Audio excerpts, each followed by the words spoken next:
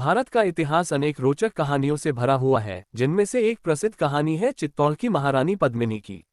ये कहानी न केवल साहस और सम्मान की मिसाल है, बल्कि भारतीय संस्कृति और स्त्री स्वाभिमान की भी प्रतीक है।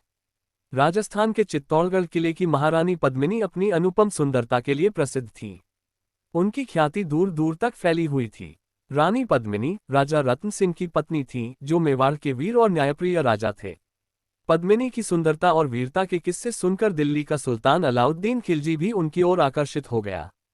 उसने पद्मिनी को पाने की ठान ली और चित्तौड़ पर हमला कर दिया। जब अलाउद्दीन खिलजी ने चित्तौड़गढ़ के किले को घेर लिया, तो उसने राजा रतन सिंह को संदेश भेजा कि अगर रानी पद्मिनी को उसके हवाले कर दिया जाए, तो वह अपना घेरा हटा लेगा और चित्तौड़ को बख्श देगा। ये प्रस्ताव सुनकर राजा रतन सिंह और उनकी प्रजा स्तब्ध रह गए।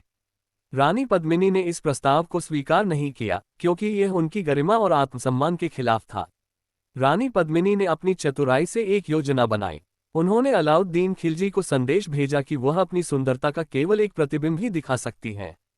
खिलजी इस प्रस्ताव को स्वीकार कर राजा रतन सिंह के महल में आया। वहां एक विशेष दर्पण की व्यवस्था की गई, जिसमें रानी पद्मिनी का प्रतिबिंब दिखाई दिया। खिलजी ने दर्पण में रानी को देखा और उनकी सुंदरता से मंत्रमुग्ध हो गया।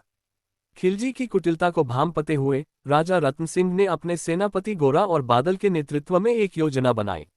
जब खिलजी महल में था, तभी गोरा और बादल ने अपनी सेना के साथ किले के बाहर खिलजी की सेना पर हमला कर दिया।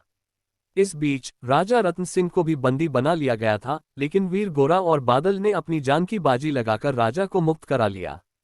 हालांकि खिलजी का क्रोध और भी बढ़ गया और उसने चित्तौड़ पर पुनः हमला किया। इस बार चित्तौड़ के वीर योद्धाओं ने अपनी पूरी शक्ति से लड़ाई लड़ी, लेकिन उन्हें हार का सामना करना पड़ा। ये देख रानी पद्मिनी ने एक ऐतिहासिक और साहसिक निर्णय लिया। उन्होंने अन्य राजपूत महिलाओं के साथ जौहर करने का निर्णय लिया, ताकि वे खिलजी के हाथों अपमानित न हो। रानी पद्मिनी और अन्य महिलाओं ने जौहर कुंड में कूदकर अपनी जान दे दी। इस अद्वितीय बलिदान ने भारतीय इतिहास में स्त्री स्वाभिमान और सम्मान की एक अमिट छाप छोड़ी। चित्तौड़ की इस गाथा ने आने वाली पीढ़ियों के लिए एक प्रेरणा स्रोत का काम किया और यह सिद्ध कर दिया कि भारतीय नारी न केवल सुंदरता की मिसाल है, बल्कि साहस और सम्मान की भी प्रतिमूर्ति है।